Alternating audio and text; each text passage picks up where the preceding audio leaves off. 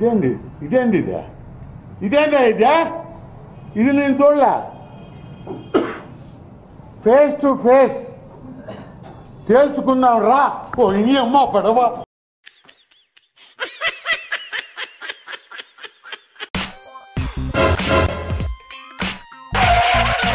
Oh no! అయ్యో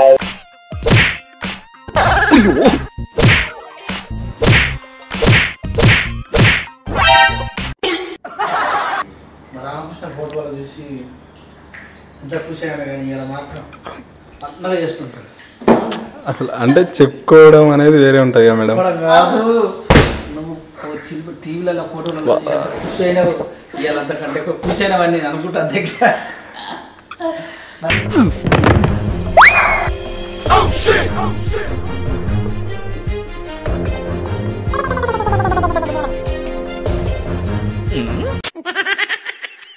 so ఇంకా ఏమైనా టిప్స్ కావాలంటే కూడా నేను చెప్తాను. యాక్చువల్లీ మనం చాలా మంది హెడ్ బాత్ చేసిన తర్వాత హెయిర్ ని నెగ్లెక్ట్ చేస్తారు. అట్లనే తడి జుట్టు పెట్టుకోవడం వల్ల చాలా హెయిర్ ఫాల్ అయ్యే అవకాశం ఉంది. కాబట్టి మనం హెడ్ బాత్ అయిన తర్వాత హెయిర్ బాగా మనము చక్కగా తుడుచుకోవాలి, కొద్దిసేపు ఆరబెట్టుకోవాలి.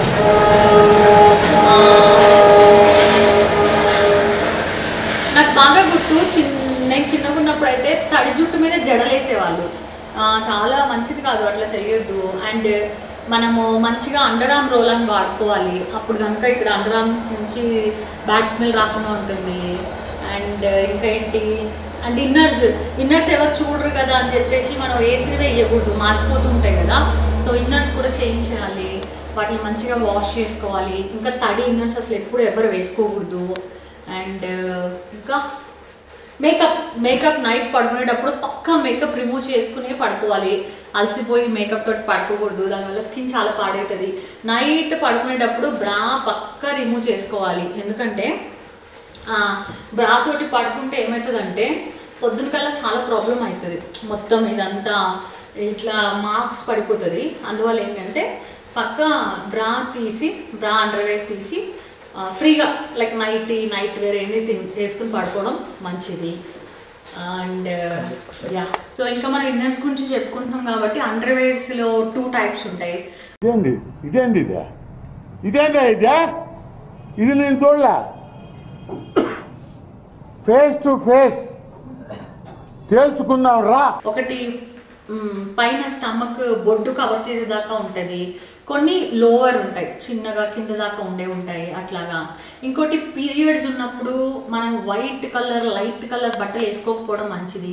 ఎందుకంటే ఏదో ఆరాకోరా కొద్దిగా బ్లడ్ మార్కులు అంటున్నా కూడా మనకి విజిబుల్ అయితే అందరి ముందు మనకి గలీజ్ అనిపిస్తుంది కదా. సో అట్లాగా. ఇంకోటి ప్యాడ్స్ కూడా మంచిగా పెట్టుకోవాలి. ఇంకోటి పీరియడ్స్ వస్తుందేమో అనుకున్నప్పుడు కూడా ఎవరైనా ఆఫీస్కి వెళ్తున్నా ఎక్కడ జాబ్స్కి వెళ్తున్నా మనం ప్యాడ్స్ మనతో పాటు తీసుకెళ్ళాలి. హ్యాండ్ బ్యాగ్లో, బైక్లో, కార్లో తీసుకెళ్తే మనకు సేఫ్ సైడ్ మంచిగా ఉంటుంది. ఇంకోటి ప్యాంటీ లోపల ప్యాడ్ మంచిగా పెట్టుకోవాలి. ఇంకా 3-4 అవర్స్కి ఒకసారి ప్యాడ్స్ మార్చుకోవాలి. అండ్ హెవీ బ్లీడింగ్ అయితే డాక్టర్కి కన్సల్ట్ కూడా చేస్తే కూడా బాగుంటుంది. అండ్ ఎస్, పీరియడ్స్ ఉన్నప్పుడు డార్క్ కలర్ ప్యాంటీస్ వేసుకుంటే మంచిది. లైట్ కలర్ ప్యాంటీస్ పైన బ్లడ్ మార్కలు అంటితే కూడా గలీజ్గా అనిపిస్తుంది. ఎందుకంటే నాకు కూడా చాలాసార్లు ఎక్స్పీరియన్స్ అయింది. మనం వేసుకునే దగ్గర నుంచి భయపడతా ఉంటాయి, కనిపిస్తుంది అని ఫ్రెండ్స్కి అడిగితే ఏమైనా మార్కగా అనిపిస్తుంది అని. అంత బాధ ఎందుకు? అందుకే మనం డార్క్ కలర్స్ వేసుకున్నాం అనుకో మంచిగా ఉంటుంది అనమాట. అట్లానే ఇంకోటి పీరియడ్ టైంలో కూడా సెక్స్లో హ్యాపీగా పార్టిసిపేట్ చేయొచ్చు. అది వైఫ్ అండ్ హస్బెండ్ పైన డిపెండ్ అయి ఉంటుంది. ఎవరి ఇష్టం వాళ్ళది. పార్టిసిపేట్ చేయాలనుకుంటే చేయొచ్చు, వద్దు అనుకుంటే వద్దు. కొంతమంది అమ్మాయిలకి ఆ టైంలో నచ్చుతుంది, నాకైతే ఆ టైంలో బాగా నచ్చుతుంది చేసుకోవాలని. కొంతమంది అమ్మాయిలకి నచ్చదు, ఇట్స్ డిపెండ్ కదా. సో అట్లా అది అంటే గుర్తొచ్చింది. ఇక్కడ తీసుకుంటా వచ్చి డ్రెస్ చెప్పండి. సో అది మ్యాటర్. ఇంకా చెప్పాలంటే కనుక ఇంకా ఏముంది స్టోరీ. బట్టలు వేసుకోవాలి.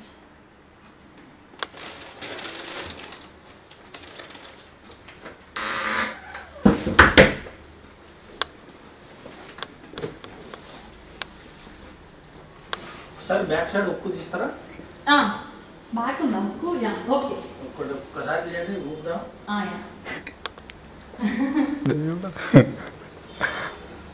అన్నీ తిప్పిస్తుండు.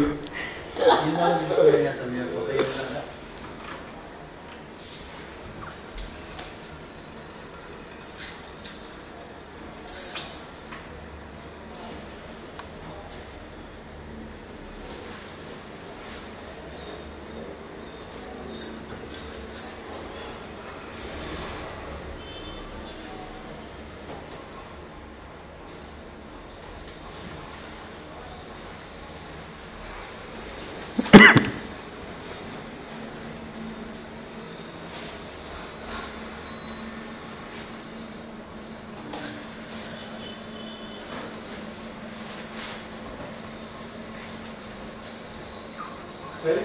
వీడియోస్ కనుక వ్యూస్ ఎక్కువ వచ్చానుకో మేడం పార్టీ తప్పకుండా నేను ఇస్తా. ఓ అవునా అండి, ఓకే. బాగా పెరిగిపోయింది అనుకో, మొత్తం వైరల్ అయిపోయారా సురేష్ గారిని ఇంకా స్వాతంత్ర్యం తప్పించే వాళ్ళు లేరా అని అనాలి అందరూ. ఓ నైస్. ఖచ్చితంగా ఢిల్లీ పోదాం. ఓకే.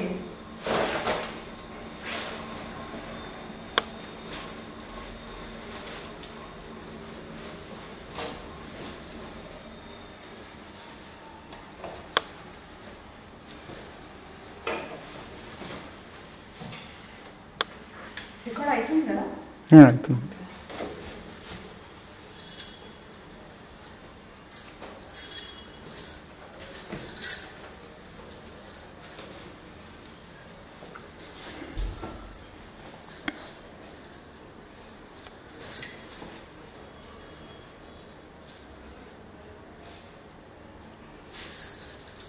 పోస్ట్ చేస్తున్నారు మేడం వీడియోస్ అండి, పోస్ట్ చేస్తున్నారు.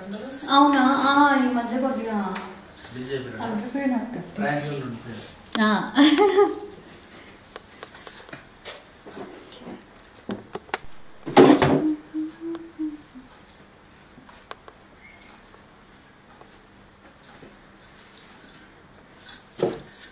రెడీ అయింది కదా.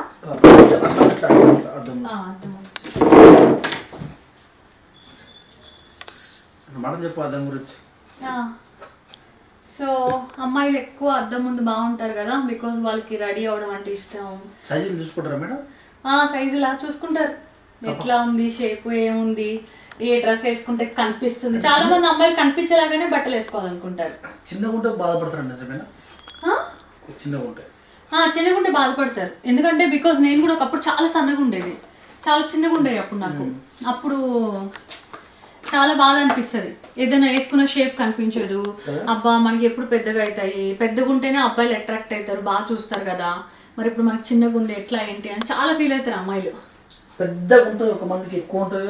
ఎక్కువ ఉంటుంది. నా ఫ్రెండ్ ఒక ఆమె ఉంది శ్రీదేవి అని, ఆమెకి కూడా చాలా ఉంటుంది. అప్పుడు బొర్లా పడుకుంటే ఇబ్బంది అవుతుందట, వాళ్ళకి ఇబ్బందిగా అనిపిస్తుందట.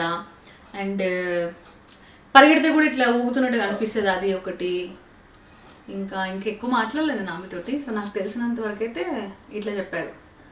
అట్లా అని కొంతమంది చెస్ట్ లేని వాళ్ళు ప్యాడెడ్ బ్రాస్ వాడతారు, చెస్ట్ ఉన్నట్టు కనబడాలని షేప్ కోసం.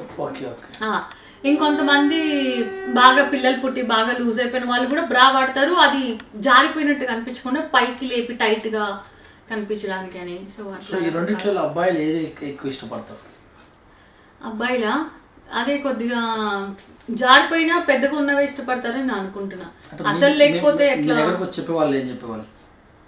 నా ఫ్రెండ్స్ ఏం చెప్తారు, ఏం చెప్పరు, బాగుంది అంటారు అంతే. అదే ఆ మోడల్ అట్లుంటే బాగుంటుంది అంటే పెద్దగా ఉంటే బాగుంటది అన్నట్టుగానే అంటారు. కానీ ఆ మూడ్ లో పెద్ద చిన్న ఏదో ఒకటి చేసినామా అట్లా అని అనుకుంటారు ఎక్కువ మంది. అంటే వాటిని లైక్ పిసికే వాళ్ళ తాగే వాళ్ళ?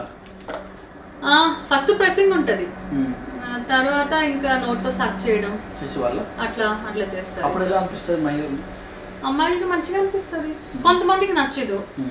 కొంతమందికి ఎప్పుడు నచ్చుతుంది అంటే ఫుల్ ఇంటర్ కోర్స్ స్టార్ట్ చేసిన తర్వాత అప్పుడు మంచిగా అనిపిస్తుంది. అప్పుడు అట్లా అంటే బాగుండు, అట్లా అంటేనే వాళ్ళకి ఆర్గాజం వస్తుంది, అప్పుడు అనిపిస్తుంది అట్లా అంటే బాగుండని.